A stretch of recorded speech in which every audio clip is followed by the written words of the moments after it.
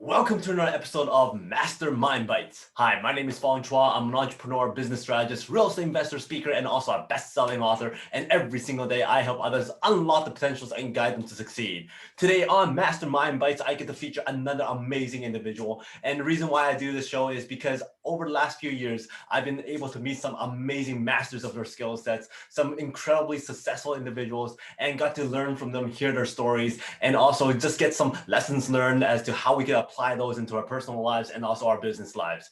And today I get to feature Mr. Bruce Buffer, the voice of UFC, the voice of the Octagon, and his "It's Time" is absolutely iconic. Now, one thing that I really got out of him and meeting him a few times is his energy, his passion. And that is something that you just can't not have when it comes to your business and your life. When you have great energy, when you have great passion for what you do and you love what you do, then people gravitate to you. People think about you. People will want to work with you, be with you because of your great energy. And when you have that great energy, when you put that energy out there, you get it 10 times back. And sure enough, when he gives you that big "it's time," the fans and the crowds and everything goes wild. And it's absolutely incredible to see him do that live, to see him do that for other people. And it's so much fun just to hear that energy, hear that passion coming right from him. It's absolutely incredible. Now, some of the things that I found very interesting, and he has a lot of stuff that you can absolutely put into your personal lives and your business lives to grow and learn from. And some of the most interesting things that he's done is the fact that he used that tagline, that "it's time" tagline, to fund so many different ventures, to do so many different opportunities. And what's very interesting about that is it just started off as something he said to himself every single day. He will wake up every single day, he goes, "It's time to start another day. It's time to have a great day. It's time to go to work. It's time." And all of a sudden, he kind of incorporated that into his announcements for the UFC, and it became this big brand, became this big trademark that he uses all the time, and it's something that works very well. And he just grew from there, started adding all these different moves, different gestures, the 360, the 180, the bow, all these things, and it all came organically, which is absolutely incredible, because he's not one of those people that actually goes and rehearses these things all the time or practices it.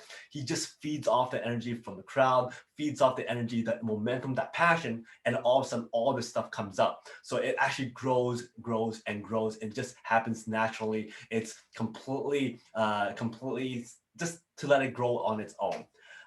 It's one of those things that it's absolutely incredible to see him do. And if you watch all of his old ones, when he first started and then skip a few years, it absolutely grew incredibly well, and it fits his character, fits the brand. It's absolutely impressive. Something I thought was very interesting was there was a question that was asked, "What names do you like introducing the most?" And he goes, "You know what? Some of the names that are the most difficult to announce are the simple one-syllable names, because you have to drag it out." And until he said that, I never really even thought about that. I would think that the short names would be like, you know what? It's easy to say, easy to pronounce. Instead, it's actually difficult to announce because you still have to give it that pizzazz, you give it that energy. So I thought that was actually pretty incredible. And something else I didn't realize was he actually got a very big break by being featured on the Friends TV show. And it was prior to becoming that big announcer, and NBC, the show, wanted somebody who could announce, and they asked if he would announce during that show. And from there on, came up becoming that great announcer that we know today. So I thought that was pretty interesting as well. Now, some of the very important lessons that I got from Bruce Buffer is that, number one, the importance of trademarking and figuring out where you can apply certain things to different industries. Number two is you just have to go out there and get it done. Never question too much, never ask questions, never try and figure out everything before you get it perfect. Just go out there and get it done. Number three, the importance of testing things. You never know how things will become until you test it. Number four, it's an honor just to be able to do what you love. And he absolutely loves what he does. And it's an honor to be able to go and perform in so many different places. Hence, he's always said, you know what, I love performing all over the world. And it's just great to have those people come to him because of what he does. Number five, the importance of passion and energy, which I kind of talked about before. And then also number six, transferring anything that's negative into a positive aspect and learning from that. So those are very, very important aspects that we can apply to our business lives and our personal lives. Now back to number one, which is that trademarking thing. What's very interesting is that his brother, Michael Buffer, who's the announcer of Let's Get Ready to Rumble, well, that guy was actually his long lost brother. They actually didn't meet until Bruce Buffer was in his late 20s. And the thing is, at that period of time, the Let's Get Ready to Rumble phrase was not trademarked, was not put onto anything. And once Bruce Buffer kind of met him and started understanding what he does and what he was good at, he goes, you know what, we can make this big. We need to put this on TV shows. We need to put this on video games, put them on the NBA, NFL, and corporate events, and put it on everything. Trademark it and make money that way. It's going to make him so much more money and create this great big business. And the thing is, at that time, there wasn't even that line on t-shirts. But Bruce Buffer had this big vision and goes, you know what? I'm going to put everything in it. I'm going to take money out of my savings. I'm going to borrow money and create this vision and make it come true. And the funny thing is, Michael Buffer actually asked him, so how do you actually think this is going to happen? He goes, how are you going to do this? Bruce actually said, I don't know how I'm going to do this, but if I'm putting everything in it, it's going to happen. And sure enough, it's happened, and he's trademarked it, and he has all this great empire just based on the phrase, let's get ready to rumble. Then he duplicated it again with It's Time when it came to his phrase, which is absolutely impressive. And the thing is, to this very day, they make so much money on just the lawsuits alone because of the trademark that he put out there. So it's a very, very smart business acumen that he had, and that vision was absolutely incredible.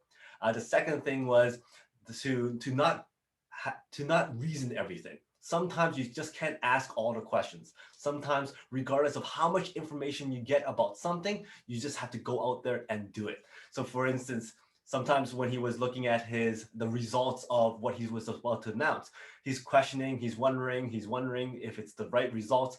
Well, the thing is, his job is to go out there and just do it. So regardless of what happens, he's the messenger. He goes out there and just does his job. He does his performance. And sometimes that's what you just have to accept.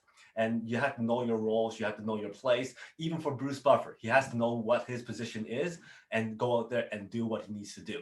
So sometimes when it comes to business, know your role and know your position, know your position in that food chain, and then follow suit and just go out there and do your job. Just go out there and do what you need to do to succeed. The third thing that I learned was testing. Now, the thing is, he didn't actually know how important or how much of an impact his voice is until he put it out there and go, hey, pay me $100 and I will do an announcement for you. And all of a sudden, there's a whole bunch of people who's sending in these requests, having him, hey, can you announce at my bar mitzvah? Can you announce me for my wedding, for my baby coming out, for my eulogy? So many different things. And that became a brand and a industry on its own, where he's doing voiceovers, he's doing announcements, he's doing all these introductions. And you just never know until you go out there and test something. And he just tested it out there, posted it up and said, hey, I'm going to be doing this. Feel free to submit a request. And sure enough, it went haywire. So many people wanted his voice, and his voice is absolutely iconic. And he did that for Michael Buffer as well. And it's just one of those things that's absolutely incredible. Number 4, he says he's always honored to be performing, regardless of what country he's in, regardless of what event he's doing, regardless of what kind of introduction he's doing. He's just so honored to be willing to be able to do what he loves. So honored to be able to present something of value to his fans, to the people who's following him. And he's just so grateful for being able to share his gift to everybody else. It's absolutely interesting because sometimes when we get to a point where we're successful, you may lose that gratefulness. And therefore, he has been one of those people who's always grateful for the people who has supported him, who has been following him. And therefore, he's always honored to be performing what he loves and what he does best. Number 5, passion and energy, something that he is not lacking of at all. You could tell by the way he talks. You could tell by the way he performs. You could tell by the way he acts. Absolutely incredible. He has so much energy and so much passion that when he does those introductions, he doesn't even hear the screaming fans that's doing it with him. He shuts that all out. He's so focused on the fighter. And when he's so focused on the fighter gives him that energy back. And he has so much fun working with them, so much fun building on that energy and giving an amazing it's time and giving an amazing introduction. And you could just see that focus in him. And that energy is absolutely incredible. And then if you are able to bring that energy into your personal life, bring that energy into your business life, you're going to see your business skyrocket. You're going to see your ability to build relationships skyrocket. And that's something he's always been able to do, which is absolutely impressive and incredible as well. And finally, number 6, turning the negatives into a positive. During this period of time of COVID and the lockdown, a lot of the UFCs are actually doing it with no fans.